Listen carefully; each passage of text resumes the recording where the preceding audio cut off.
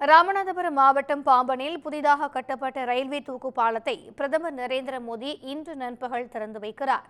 பாம்பன் கடற்பகுதியில் இருந்த ரயில்வே தூக்கு பாலம் 100 ஆண்டை கடந்த நிலையில் புதிய ரயில் பாதை மற்றும் செங்குத்து தூக்கு பாலம் அமைக்கும் பணி 550 கோடி ரூபாய் மதிப்பீட்டில் நடைபெற்று முடிந்துள்ளது.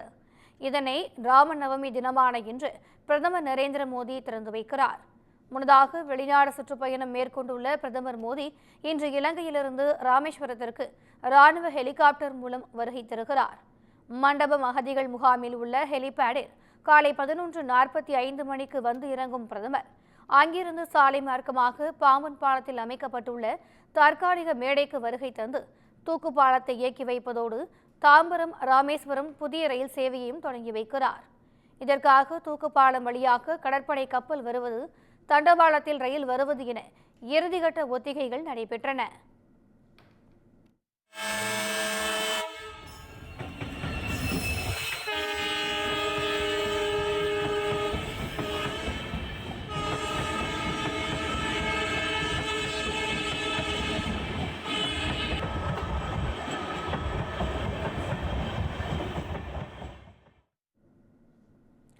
பிரதமரின் வருகையை ஒட்டி ராமேஸ்வரம், பாம்பன், மண்டபம் உட்பட மாவட்டம் முழுவதும் 3 அடுக்கு பாதுகாப்பு போடப்பட்டுள்ளது. பாம்பன் தூக்கு பாலத்தை தொடங்கி வைத்த பின்னர் ராமேஸ்வரம் ராமநாத சுவாமி திருக்கோயிலுக்கு சுவாமி தரிசனம் செய்ய இருக்கிறார் பிரதமர் மோடி. இதனைத் தொடர்ந்து ராமேஸ்வரம் பேருந்து நிலையம் அருகே அமைந்துள்ள ஆலயம் என்ற விடுதி மைதானத்தில் அமைக்கப்பட்டுள்ள நிகழ்ச்சி மேடையில் பல்வேறு புதிய திட்டங்களுக்கு அடிக்கல் நாட்டி மக்கள் மத்தியில் உரையாற்றுகிறார்.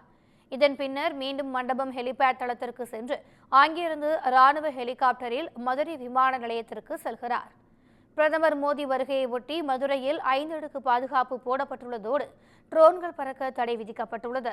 மதுரை விமான நிலையத்தில் சிறிது நேரம் தங்கும் பிரதமர் மோடியை அதிமுக பொதுச் செயலாளர் எடப்பாடி பழனிசாமி, முன்னாள் முதலமைச்சர் ஓ பன்னீர்செல்வம் ஆகியோர் சந்தித்து பேச உள்ளனர். இதன் பின்னர் விமானப்படை சிறப்பு விமானம் மூலம் டெல்லிக்கு பயணமாகிறார். தனது தமிழக வருகை தொடர்பாக எக்ஸ் தளத்தில் பதிவிட்டுள்ள பிரதமர் மோடி, புனிதமான ராமநவமி நாளில் தமிழ்நாட்டின் சகோதர சகோதரிகளுடன் சேர்ந்திருப்பதை தான் ஆவலுடன் எதிர்நோக்கி காத்திருக்கிறேன் என தெரிவித்துள்ளார்.